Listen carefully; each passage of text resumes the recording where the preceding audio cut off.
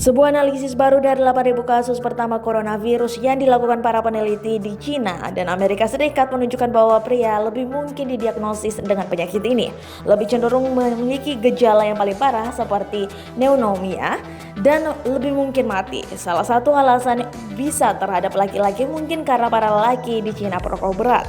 Analisis ini dipublikasikan karena semakin memburuknya virus corona yang tengah dialami di seluruh dunia. Analisis pasien Cina dan Amerika Serikat menunjukkan bahwa laki-laki jauh lebih mungkin terinfeksi COVID-19 dengan 55% kasus yang dikonfirmasi diantaranya laki-laki. Ini juga menunjukkan bahwa pria cenderung menderita komplikasi yang lebih serius. 61,5% dari mereka yang didiagnosis dengan pneumonia paling parah adalah pria. Dan tingkat fatalitas kasus untuk pria lebih dari 3 kali lebih tinggi daripada wanita. 4,45% pria meninggal dibandingkan dengan 1,25% pasien wanita. Penelitian menemukan menjadi pria yang lebih tua adalah resiko khusus.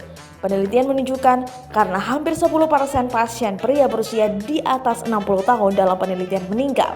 Alasan mengapa pria lebih rentan terhadap penyakit tidak sepenuhnya dipahami. Akan tetapi, ini telah menjadi kasus dalam dua wabah coronavirus sebelumnya, sindrom pernapasan Timur Tengah atau MERS dan sindrom pernapasan akut atau SARS. Beberapa peneliti mengatakan itu bisa sampai ke apa yang digambarkan oleh WHO sebagai keuntungan biologis yang melekat pada perempuan, namun bisa jadi faktor gaya hidup terutama merokok.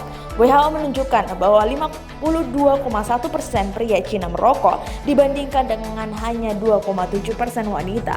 Di Inggris, 16,5% pria merokok dibandingkan dengan 13% wanita. Tingginya tingkat merokok juga dikaitkan dengan hasil yang lebih serius di SARS dan MERS.